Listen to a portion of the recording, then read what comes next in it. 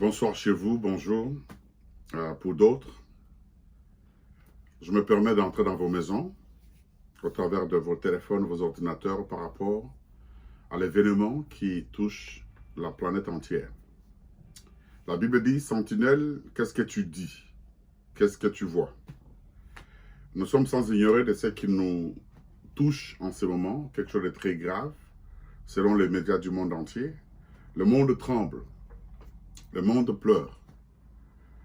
Mais par rapport à nous, les sentinelles, les gardiens des portes, qu'est-ce que Dieu dit? La peur est partout. Et la peur est réelle. Les faits sont là. Et les faits sont réels. Nous sommes le peuple de Dieu. Mais qu'est-ce que Dieu dit par rapport à son peuple dans une situation telle que celle-ci que nous vivons, par rapport à cette pandémie de coronavirus COVID-19? Ce n'est pas quelque chose d'imaginaire. C'est quelque chose qui est là, dans nos maisons, dans nos murs, dans nos écoles, dans nos universités, dans nos familles. Quelque chose de très grave qui nous arrive venant de nulle part et qui maintenant conditionne même les églises à être impactées. Voilà pourquoi nous avons décidé de venir vers vous et vous dire ce que la parole déclare.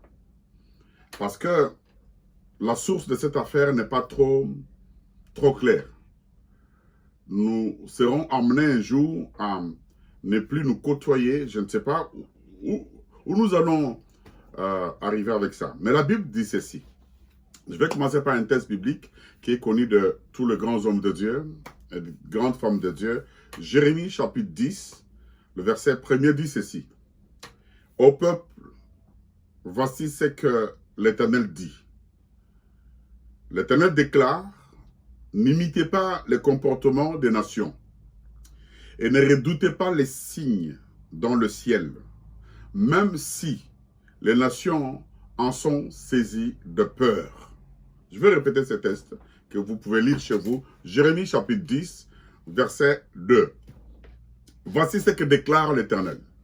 N'imitez pas les comportements de nations et ne redoutez pas les signes dans le ciel, même si les nations en sont saisies de peur. Nous devons, parce que nous sommes un peuple à part, mis à part par Dieu, nous ne sommes pas n'importe qui. Le Seigneur Jésus-Christ, qui est appelé le roi des rois, dit, je vous donne le pouvoir. Je vous laisse dans un monde qui n'est pas le vôtre. Faites attention, soyez prudents et observez ce qui se passera. Ce qui se passe aujourd'hui, c'est quoi? Les nations ont peur de COVID-19.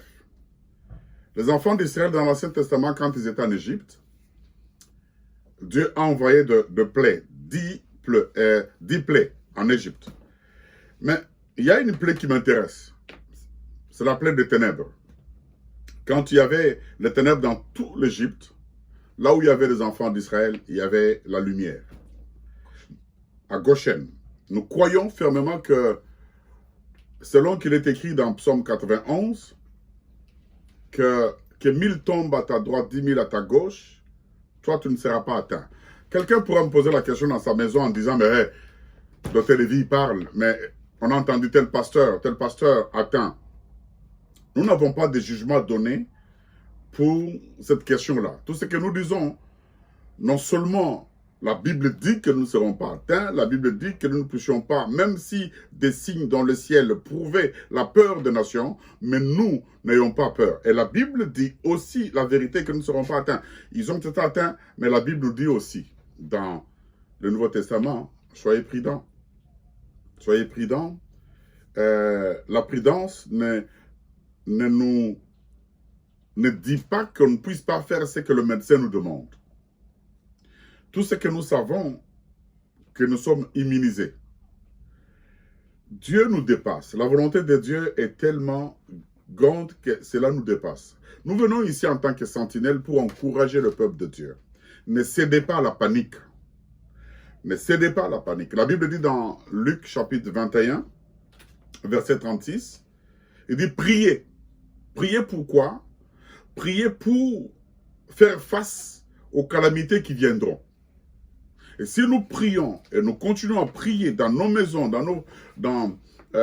partout où nous sommes, je vais lire ce texte de Luc, chapitre 21, verset 36, il dit ceci: « Veillez donc et priez en tout temps, afin que vous ayez la force d'échapper à toutes ces choses qui arriveront. » Veillez donc et priez afin d'échapper à toutes ces choses qui arriveront. Des choses vont arriver. Ce n'est pas le premier virus qu'on va vivre peut-être. Nous tendons vers le retour de Christ. Il nous avait dit, je m'en vais, je reviendrai vous prendre. Il est sur le chemin de retour. Il viendra nous prendre. Mais avant qu'il vienne, nous verrons de grandes choses. Il avait dit lui-même que des calamités surgiront sur la terre. Mais nous ne serons pas atteints. Cédons pas à la panique. Prions sans cesse afin d'échapper à toutes ces choses. Prions les uns pour les autres. Croyons la parole, retournons la parole. Croyons que le Seigneur Jésus-Christ, le roi des gloires qui revient bientôt, est avec nous. Je prie pour chacun de vous, pour chacune de vous, pour chacune de famille. Je prie que ce Dieu en qui nous avons investi notre jeunesse et notre vie, tende sa main sur chacune de famille, vous protège, vous garde. Que sa miséricorde s'intensifie sur chaque famille d'enfants de Dieu. Nous prions pour nos églises qui sont obligées aujourd'hui de fermer des portes. Nous prions pour que les fidèles ne se fatiguent pas dans vos maisons, que cela ne soit pas une raison pour que vous puissiez vous fatiguer spirituellement, baisser dans la foi. Non, la Bible dit prier sans cesse. C'est maintenant que nous devons encore élever la pente. C'est maintenant que nous devons encore prier plus. Souvenez-vous de Daniel qui avait reçu la sentence de ne plus prier pendant 30 jours. Il y a eu un décret royal disant que celui qui priera un autre Dieu, il sera mis à mort. C'est pendant que la sentence était là que Daniel a accepté d'accentuer sa cadence de prière. Il a commencé à prier 3 fois par jour. Prions plus maintenant que nous sommes dans ce combat, que ce qui est en train de ravager la planète entière nous arrive avec force, avec fracas, avec violence. Prions. Je m'adresse à tous les enfants de Dieu, en France, en Europe, dans le monde. Multipliez vos temps de prière. Multipliez vos temps de prière. Augmentez la cadence. Priez les uns des autres. Afin que cette affaire ne soit pas un complot satanique. Nous devons déjouer le complot s'il y en a un. Je ne dis pas qu'il y a un complot. Mais s'il y en a un, nous devons le déjouer dans nos prières. Matthieu chapitre 18, verset 18 dit, « C'est que vous refuserez sur la terre, moi l'Éternel, je le refuserai au ciel. » Refusons s'il y a un coup tordu derrière ces choses, parce qu'on commence à fermer des églises. Aujourd'hui, vendredi, on ne prie pas. Dimanche, les églises sont fermées. Nous ne savons pas la suite. Pour combien de temps? Nous ne savons pas ce que l'ennemi cherche. Mais nous avons la victoire.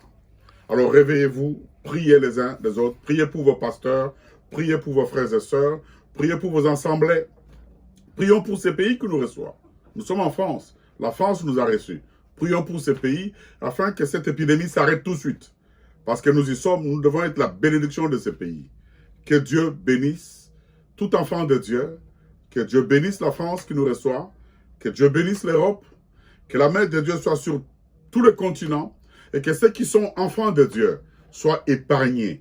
Et que ceux qui ne le sont pas encore devenus le deviennent quand ils verront que nous qui sommes à Goshen, la lumière est avec nous.